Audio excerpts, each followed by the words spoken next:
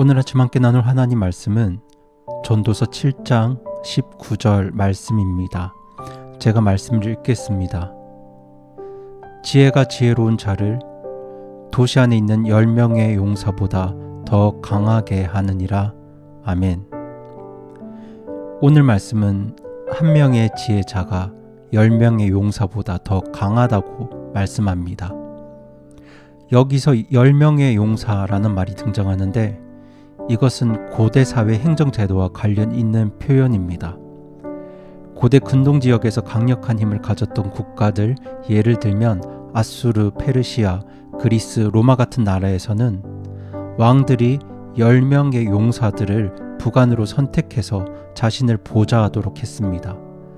그렇게 10명의 용사를 부관으로 두면 왕의 권력과 자리가 완벽하게 보호될 수 있다고 믿었던 것 같습니다. 때문에 오늘 말씀의 용사들은 높은 자리를 차지하고 있는 권력자로도 이해할 수 있습니다. 그런데 오늘 말씀은 그런 10명의 용사들보다 10명의 권력자들보다 한 명의 지혜자가 더 강하다고 말씀합니다. 사실 오늘 말씀은 보통 사람들이 생각하는 것과는 많이 다릅니다. 왜냐하면 세상 대부분의 사람들은 10명의 지혜자보다 한 명의 권력자가 더 강하다고 생각하기 때문입니다. 아마도 그 이유 중에 하나는 권력자들이 사람들 눈에 더 잘 띄기 때문인 것 같습니다. 많은 권력자들은 자신에게 힘이 있다는 것을 스스로 압니다. 스스로 알 뿐만 아니라 사람들에게 그 힘과 권력을 나타내 보이고 싶어 합니다. 그래야 자기 힘과 권력을 오랫동안 누릴 수 있기 때문이죠.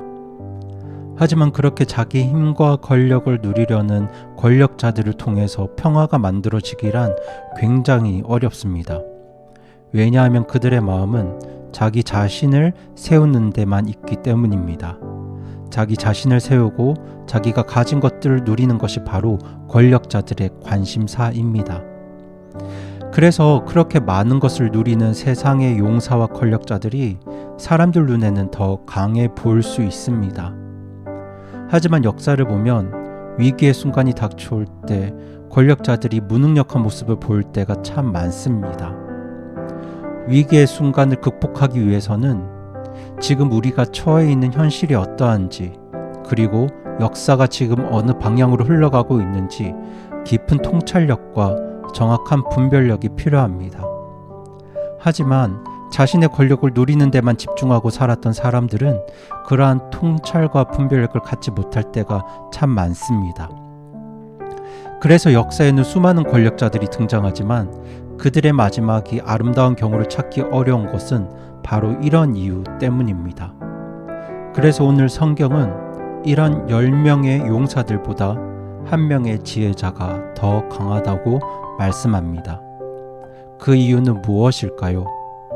바로 참 지혜는 온 세상을 주관하고 다스리시는 하나님께로부터 시작하기 때문입니다. 잠언 1장 7절 말씀은 주를 두려워하는 것이 지식의 시작이라고 말씀합니다. 이 말씀은 하나님 없이는 아무런 지혜도 얻을 수 없다는 말씀입니다. 온전한 지혜는 하나님께로부터 오기 때문이죠. 그래서 잠언 2장 6절은 주께서 지혜를 주시며 그분의 입에서 지식과 명철이 나온다고 말씀합니다.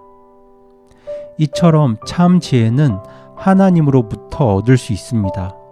이것을 달리 말하면 지혜자는 온 세상을 창조하시고 다스리시는 전지전능하신 하나님의 생각, 하나님의 명철, 하나님의 지혜를 가진 사람이라는 말입니다.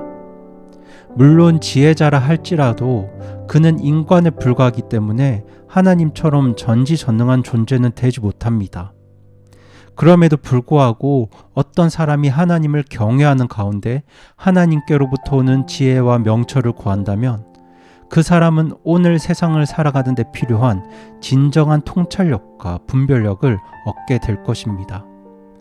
지금 이 순간 무엇이 옳고 그른 것인지, 무엇이 더 중요하고 덜 중요한 것인지, 그리고 지금 나에게 꼭 필요한 것은 무엇인지 또 사람들에게 정말 필요한 것은 무엇인지 통찰할 수 있게 되고 분별할 수 있게 됩니다.